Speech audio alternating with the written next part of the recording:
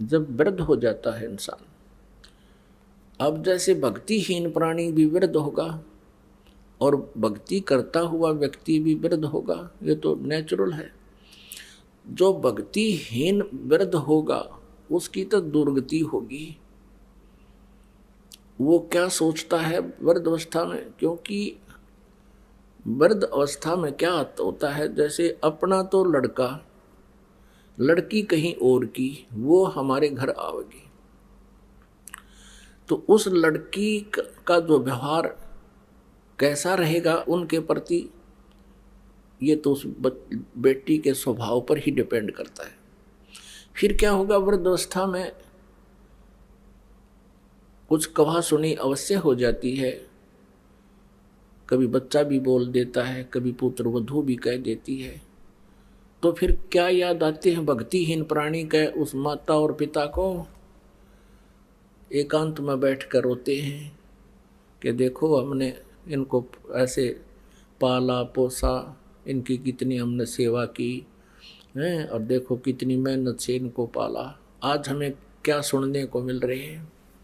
वृद्धावस्था में क्या होता है कि बूढ़ा आदमी अपने अनुभव को अपने बच्चों को बताने की चेष्टा करता है, और वो कोशिश करता है कि बालक मैं कहूँ ऐसे ही करें। लेकिन उस वृद्ध की अवस्था में और बच्चे जब जवान होते हैं तब तक बहुत समय बीत चुका होता है, तो बच्चे अपने समय के अनुसार बाहर के समाज को देखते हुए अपने कर्म क्रियाओं को करते हैं, जो उस बुजुर्ग को पिता को गंवारा नहीं होते, जिस कारण से वो बात बात पे उन्हें टोका टाकी रखे।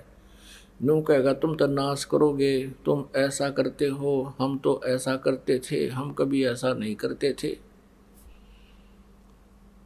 शुरू शुरू में हमने देखा कोई गांव में ये टूथपेस्ट ले आता,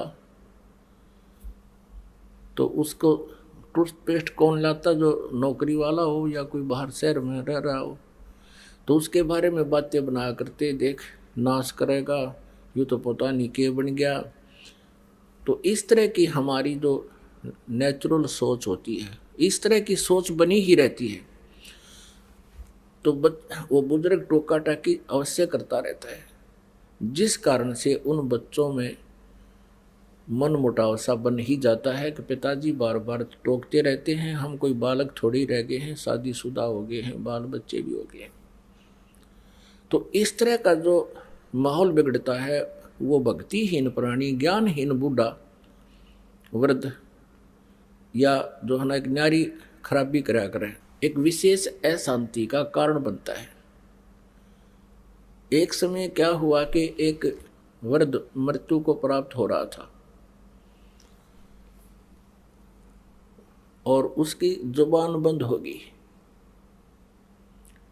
उसके बच्चे निकट आए, क्या हो गया पिताजी को।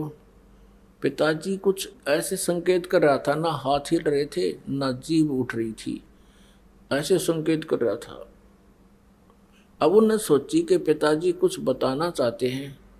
उनको ये शंका होगी कि पिताजी कहीं धन दाब रखा, धन यानी पैसा या सोना आभूषण दाब रखे हैं कि तो जमीन में। पहले ऐसे ही करते थे, चोरों के डर से जमीन के अंदर पैसे छुपा दिया करते थे। तो उस पशु जहाँ बांधा करते, पशुओं के नीचे स्थान खोद कर गड्ढा उड्ढा दाब देते, ऊपर ऐसा करते थे किसी को पता नहीं लगे कहाँ दाब रखे। तो ऐसे जहाँ पशु बंधते थे उस साइड में ऐसा कर रहा था। अब बच्चा ने सोची पिताजी कुछ बताना चाहते हैं, कुछ पैसा इन्होंने छुपा रखा है, मृत्यु होगी और ये व्यर्थ जाओगा। उस गांव में एक व्यक्ति था, वो ऐसा इंजेक्शन लगा देता था कि यदि श्वास शेष हैं उसके तो उसकी जीभ उठ जाती थी, वो बोल के 1-2 मिनट मुश्किल से वो बोल सकता था, जैसा भी 1-2 मिनट, और वो 500 रुपये लेता था। वो दौड़ के गया, एक जना उनसे लाया, डॉक्टर को बुला के कि हमारे पिताजी के वो इंजेक्शन लगा दे जिससे ये बोल पड़े। उसने 500 रुपये रखवा लिए, 500 रुपये दो पहले, 500 रुपये ले लिए उसके इंजेक्शन ला दिया। वो बूढ़ा ठीक हो गया बुजुर्ग। तो लड़के कहने लगे, हाँ पिताजी बता के कहो है, क्या कह रहे हो, जल्दी बताओ जल्दी बताओ। कहने लगा, रे तुम कित मर गए, यो गाय का बच्चा झाड़ू खा ली, देख देख तुम कहाँ नाश करोगे मेरा मेरे पास है। ये झाड़ू खा ली गाय के बच्चे ने। नो कह का बूढ़ा तो मर गया। अब वो लड़के बोले, बाबू या झाड़ू 500 रुपये में पड़ेगी तेरी। ये वो तो गया बूढ़ा मर गया। अब हमारी एक तो यह स्थिति होगी बुढ़ापे में, जो भक्ति नहीं करते हम चाहेंगे बच्चों का लाभ करें, वो होगी आनी, क्योंकि उस स्थिति बदल चुकी होती है। और जिस घर में भक्ति नहीं वहाँ कलह रहती है। परमात्मा कहते हैं, मतलब के बिना कोई नहीं प्यारा, स्वार्थ के बिना कोई नहीं प्यारा। जब तक बैल चले हड़िये में तब तक डालें चारा। जब तक बैल चले हड़िये में तब तक डालें चारा। बर्द होवे जब नाथ काट दे, वो घर घर लाठे खारा। स्वार्थ के बिना या कोई नहीं प्यारा। फिर क्या बताते हैं, भाई बर्द होवे जब पड़े खाट में, सुने वचन खारे। बर्द होवे जब पड़े खाट में, सुने वचन खारे। कुत्ते तावण का भी सुख को ना, ये छाती फूकण हारे। मतलब के बिना कोई नहीं प्यारे। अब क्या होता है, जैसे बुढ़े की या बुढ़िया की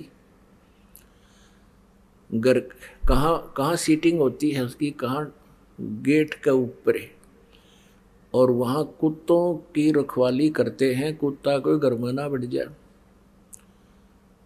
पुत्रवधू जाती है कहीं जल लेने बाहर खेतों में या चारा लेने, और पीछे तो कुत्ते बढ़ के दूध खराब करके, कोई रोटी खराब करके वह पुत्रवधू आई, भीतर देखा तो उसने देखा कि तो कुत्तों ने सारा काम बिगाड़ रखा है। तो फिर बुढ़िया पे गुस्सा उतरा करे, अब तुमने मेरी छाती फूक दी, मेरा लहू सुखा दिया, तुम्हारा इतना सुख भी को नहीं, तुम कुत्ते ता दो, कुत्तों को हटा दो। कहते कुत्ते तावण का भी सुख को ना, तुम छाती फूकना रे। अब फिर वो बुढ़ा बुढ़िया रो अकेले, उस पुत्र वधू का तो बोल रहे कोई ना, अगर बोलोगे तो सामने रोटी भी ना मिले। फिर रोते हैं कि देख हमने इनके लिए कितना किया, के सोची थी बेटे ने ब्याह होंगे, हमने सुख होगा, ये होगा, देख आज इसने छाती फूक दी मारी, कब ऐसे मेरी फूक दी। तो पुण्यात्माओं, ये बेट नेचुरल है, यहाँ रोज को राजी रहो। इस काल ने हमें इस प्रकार परेशान कर रखा है और ऐसे ही रहेंगे। इसके विपरीत जो भक्ति करते हैं, परमात्मा का नाम लेते हैं, इस परमेश्वर की शरण में रह रहे हैं, तो उनकी स्थिति में फर्क पड़ जाएगा। क्योंकि यदि बच्चे भी भक्ति में लग जाए तो फिर तो मिनी सतलोक हो जाएगा आपका घर। ये सत्कर मान लेना। अब जैसे आप वृद्ध होंगे, बच्चे युवा होंगे, इनका विवाह भी होगा, सारे काम होंगे, ठीक है। माता पिता का स्वभाव होता है कि अपने बच्चों को अपने अनुभव अनुसार गाइड जरूर करें, उनको बताओ बेटा ऐसे कर लो, ऐसा कर लो। और वो नहीं मानते हैं कि नहीं पिताजी ऐसा ठीक है, हम ऐसा करते हैं, तो उसको ऑब्जेक्शन करने की जरूरत नहीं चाहिए। बुढ़ा अगर समझदार है तो कहना अवश्य चाहिए, क्योंकि हो सकता है कोई बात ऐसी भी हो जाए बच्चों के ना दिमाग में हो और वह बात सेट हो जाए पिता वाली माता वाली, और वो ऑब्जेक्शन करते कि नहीं ऐसे ही करेंगे, अच्छा बेटा कर लो, अपना माड़ा लेकर और करंट बदल ले, दूसरी तरफ मुँह फेर कर अपना मंत्र शुरू करते। और फिर क्या होगा कि परमात्मा की कृपा से भक्ति करने से पहले तो आपका शरीर ठीक रहेगा बुढ़ापे में, क्योंकि सारी उम्र के किए हुए पुण्य और पाप साथ तो रहते हैं युगों युगों के, तो वो बुढ़ापे में आकर फिर अपना सारा प्रभाव दिखा देते हैं। भगवान की भक्ति से फिर एक न्यारी शक्ति प्राप्त होती है, आत्मा और शरीर को कष्ट रहित भी होता है, और बच्चों के अंदर भी परमात्मा दयालु दया भर देता है। एक विशेष नम्रता आती है, वो डरते हैं मालिक से, कहीं पिता माता की आत्मा ना दुख जा, हमें पाप ना लग जा। तो उस दृष्टिकोण से भी ऐसा कोई कदम नहीं जल्दी से उठाते जिससे माता पिता को दुख हो।